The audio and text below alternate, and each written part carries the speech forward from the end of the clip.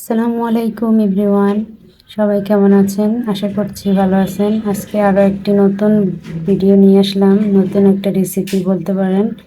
এটা হচ্ছে চষি পিঠা বলে, অনেকে হাতে কাটা সেমাই বলে, আবার অনেকে চুই পিঠাও বলে থাকে। তো এটা আজকে আমি একটু রং বেরঙের পাহাড়ি রঙের আর কি দিয়ে করলাম, দেখতে সুন্দর হয়, বাচ্চাদের খেতেও কিন্তু আকর্ষণ থাকে। আর এটা গায়ে হলুদের অনুষ্ঠানেও কিন্তু রাখতে পারেন, আইটেমটা যেহেতু কালারিং অনেক সুন্দর।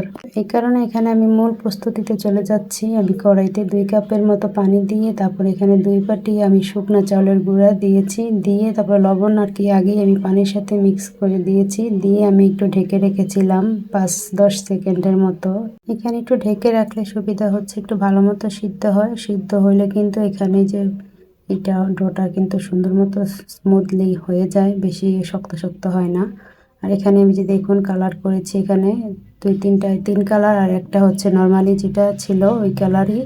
আর প্রথমে এখানে সবুজ কালারটা দিয়ে ফুড কালারটা কিন্তু দিয়েছি। এখানে আমি এখানে সুন্দর মতো এখানে যে হাতে চেপে চেপে আর কি হালকাভাবে আলতোভাবে চেপে চেপে লম্বা লম্বা করে এখানে স্টিকের মতো আর কি লতা লতা করে নিচ্ছি। তো আমি এখানে সব কয়টাই করে নিচ্ছি, লাল, গোলাপি, সাদা আর সবুজ দিয়েছি আমি 4টা কালার, 3-4টা সব মিলিয়ে 4টা কালার হয়েছে।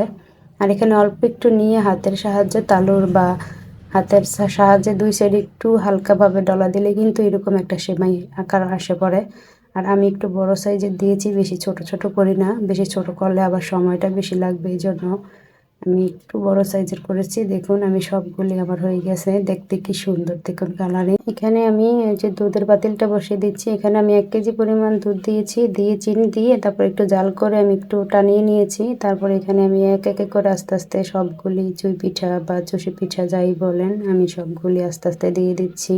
দিয়ে আমি আমি আলতোভাবে নাড়াচাড়া দিচ্ছি, যেহেতু ছোট এগুলি, এই জন্য যদি ভেঙে যায় এই জন্য আমি অল্প হালকাভাবে আর কি নেড়ে চেড়ে দিচ্ছি ফোটানো পর্যন্ত। তারপরে দেখুন এগুলি যে ফোটা হয়েছে, তারপরে আমি এখানে 5 মিনিটের মতো একটু রান্না করব, একটু টানিয়ে নেব, দেখতেও সুন্দর দেখাচ্ছে রং বেরঙের বাহারি চুই পিঠা। আর এখানে আমি 1 বাটির থেকে আর কি 2-3 চামচ পরিমাণ হচ্ছে, আমি বড় চামচ ছিল এই জন্য আমি এখানে 3 চামচের মতো নারকেলটা দিচ্ছি। বেশি দিলে আবার অনেক আর কি বেশি মজা লাগবে না, পরিমাণ মতো দিলে ভালো লাগে।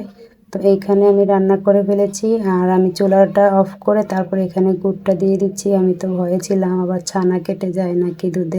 আমি এখানে কিন্তু অল্প পরিসরে দিয়েছিলাম গুড়টা, আমি চিনিটা দিয়েছি এই জন্য কালারটা যদি আবার চেঞ্জ হয়ে যায় এই জন্য আমি আর কি গুড়টা অল্প দিয়েছি, কিন্তু এমনি গ্রানের জন্য গ্রানটা অনেক ভালো ছিল।